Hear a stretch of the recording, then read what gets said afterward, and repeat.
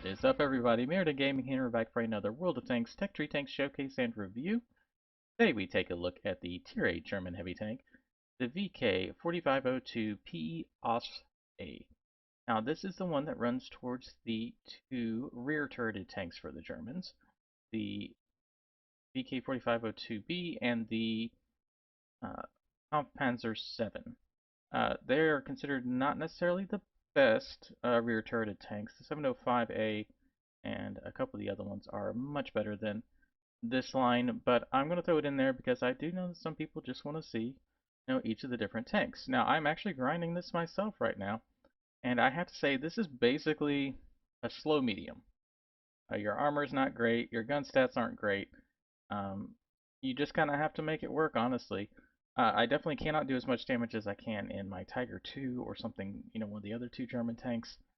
But you can make it work as long as you play smartly. You definitely cannot try to play like a heavy. You have to play like a medium. So let's go ahead and take a look at the actual armor profile. And as you can see here, not great. I've got it going up against a Renegade here because we see so many of those in the Tier 8 matchmaking. And as you can see with the standard rounds, got some chance to block here. But yeah, your turret, especially because of this flat plate, this is a problem with the Tiger II as well. And I think the other one, I can't think on the top of my head, but this flat plate is very penetrable. And then your cupola is actually pretty small compared to some of the other ones. But then as soon as we step up to the gold rounds, 255, yeah, they have a slightly better chance, almost a 50% chance to go through your upper plate. And then, yeah, if you angle it all, they're going through your turret all day long. So definitely something to watch out for. Let's go ahead and get over to the comparison. All right, so we're going to be comparing it to the other Tier 8 Tech Tree tanks. It's not quite as comparable to some of the other ones just because of its low amount of armor, but these are the ones you're going to end up facing the most, or at least the ones that I see the most. We have the IS-3 from the Russian lines, the Carnarvon from the British, the 53 TP, and the AMX 65T, which has become very popular here recently, apparently. Alright, so DPM, not great. I mean, you're better than the IS-3, but nothing else. Penetration, also not great. In fact, your gold rounds really aren't even much better. They're like 240, I believe, 245. We take a look, 244. So yeah, not great in the penetration. Reload time, you do have a bit of an advantage here. If you're smart, you can put 2 rounds into somebody, but you definitely have to be aiming for those weak spots like the lower plates and the turret ring and similar points to hit, because you can't just power through something like some of the other tanks will be. 105 caliber, that means that you can go through 34mm armor. You overmatch it. So yeah, that's one downside it has compared to the IS-3, the 53, and the 65. Then we get down to ammo capacity. Very similar to the Tiger II that we just reviewed. Yeah, you can take a few rounds of everything, but honestly, you're pretty much going to load full gold with this thing if you really want to be competitive and just get through it to get to the next tank, honestly. That's what I'm finding on them that I'm doing, because I'm only averaging probably 1200, because as soon as those heavy tanks see you there, they are going to rush you in, pound you into the ground. So you have to play very carefully. You're definitely more of a support tank. In fact, I play more like a medium tank supporting the heavies than I do an actual heavy tank, and that's how I get my damage. But you can get up to 2 or 3,000 if you play very strategic. Aim time 2.21, right up there with the Carnarvon. Very good aim time. We can get that down a little bit because this one, I know it says 0.35, but I feel like this thing has pretty good gun dispersion, although I've got a decent crew too, which will help. But you can hit those longer range shots as long as you take your time and aim in. I'd like to see that closer to 3 or less, but I think we can get down to like 0.32 with the proper equipment. Gun depression, of course, this is a German Tier 8 German tank, so 8 degrees and 15 elevation. This does cause some problems, the 15, trying to aim up at stuff that is above you, but What I really care about is that 8 degrees of gun depression, so you can use those hills and rubble a little bit easier than some of the other tanks can, although most of these are all pretty good with their gun depression outside of the Russian tank speed. That's the thing that always confused me. This thing, it has no armor, and yet it's very slow compared to a lot of other tanks, because it plays more like a medium, but it's slow. But of course, that's mainly due to the power to weight ratio. Even though 15.58 sounds good, it's not really that great, but it does allow you to get into position faster than a lot of these other tanks. As you can see, 36 over hard ground and 30 over medium ground. You can see that that is actually quite a bit better than most of these other ones. So you can get into position, but the problem is if you get too far out in front of your own heavies and then they turn around and desert you, you're going to be caught, you know, up a creek without a paddle. This thing. You definitely have to watch where your allies are going and use them as kind of rolling shields in order to help support them and use their armor to protect you so that you can continue to do damage to them. Because I try to go for tracking shots, similar things like that. Try to catch people on fire or ammo rack them to where that's where your utility comes from. You are a utility heavy tank in this tank. Like I said, armor, not great. I mean, the hull is technically better than everything else, but still, that's really not much at tier 8, especially when you're facing tier 9s and tier 10s. They're going to go through your whole armor every time they shoot you. And then the turret armor, because of that flat plate, 185 is not enough to play with the other heavy tanks. As you can see, everything else here has, 210, 254, basically 250 and 250. So as you can see, they can go through your front turret, especially when facing tier 9s, tier 10s with heat rounds and a PCR. Flat plate is not a good thing. And even though this thing really plays like a medium, you don't have medium camo. Yeah, 4.12. It's actually the worst other than the AMX. Which is very sad because this thing kind of sits up a little tall. I always felt. But then, because of that, you also have a pretty good view range. We can definitely get this up a little bit to help towards the end of the game where you're trying to finish off those medium speeds. So, what do we think for our equipment? Well, I mean, this is going to be a pretty standard setup. We're going to go with Vince. We're going to go with Gun Rammer. And then it really comes down to how you're going to play. If you're poking out and shooting a lot, the vertical stabilizer is a good option. Personally, I like taking the improved optics just because it gets my gun dispersion down even more, down to the 0.33 to where I can kind of hit stuff at longer ranges. As you can see, it's the same as the Caravan, but these stats here could also use a buff. So we might actually even consider forgoing the vents and going with the vertical stabilizers here. So you're focusing completely on your gun. That gets our gun dispersion down to 0.34, but our other statistics down to 0.16, so that's as good as everyone else. So that's a couple of options depending on your playstyle and how you wish to play it. Now I ran the vents, improved aiming, and the gun rammer, but to each their own.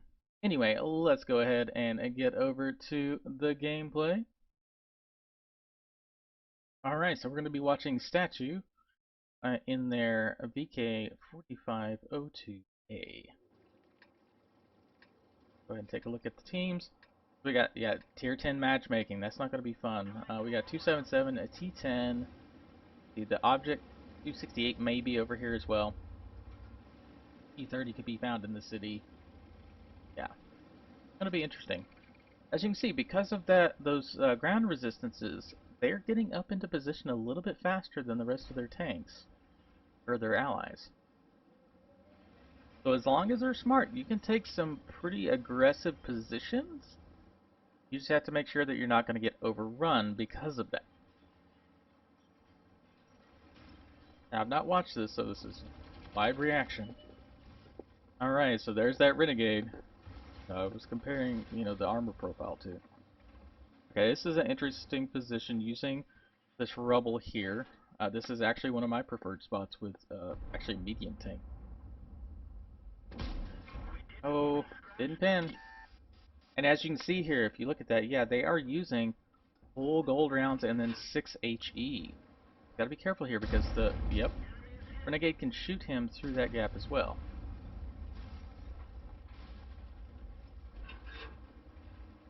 Try to play sneaky here.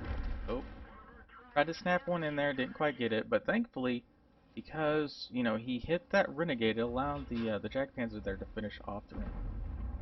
I don't think he's gonna be able to pin. Yeah, at T10. Might be able to get a cupola shot. Oh, oh, they're backing up. There's one shot into him. Nicely done. But that's what you gotta do with this tank, is try to get these little cheeky shots. Track them again, so they stuck in position. Maybe the Jack Panzer could finish it off. And there you go. Nicely done. See, that's your support tank. That's what you're doing. You're trying to give your allies the ability to finish off these other tanks. Don't know what he's doing here. I guess he's trying to see where all the tanks are, because 277 is over at the castle. Trying to figure out where to position himself properly. Trying to see where that Cobra... that's probably what it is. He's trying to see where this 268 and the Cobra went. Trying to make sure his allies don't get flanked here. Oh, there's the 268. Still have not spotted the Cobra.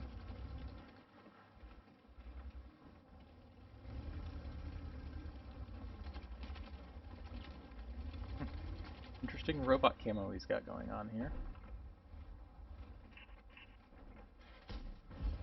Oh, he's trying to see if he can hit the, like the Barras that was up in that corner. Oh, there's the Cobra. Got to pop out and hit him. Almost tracked him. Like the Cobra destroyed his buddy there. Cobra's not focusing him. Track him. Oh, nice kill there. Very nicely done. Yeah, because that Cobra probably was out all his shots. He was backing up, so it was a good time to finish him off.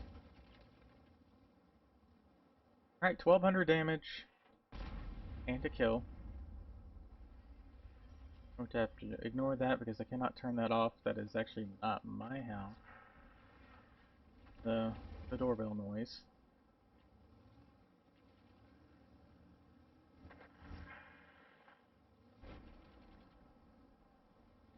Coming through this. And I don't want to have to re... Oh, oh, there's 6-8. As you can see, his team has done pretty well to surround the enemy now, so now they're just basically just off. 60 TP is going to go after the 268. Now he can use the 60 TP as a shield. Actually, I mean, he can take a couple rounds and still be okay, as long as he doesn't get ammo racks. Okay, you saw that he checked to see where the 268 was, make sure he wasn't aimed at him, and track him again. Good job. Now the 60 TP, or the 268 is now just gone. Tracked him a third time, and 60 TP finished him off. Support tank, you saw that he flanked.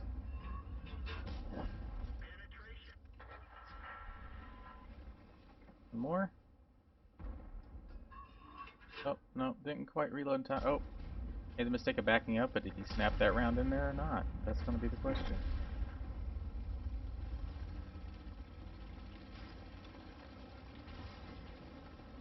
Oh, try and get an angle on 130. Nice shot there.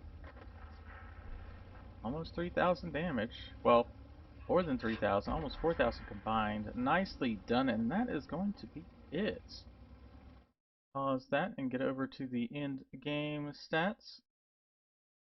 Alright, so let's see. Ace Tanker, Bruiser, and Fire for Effect.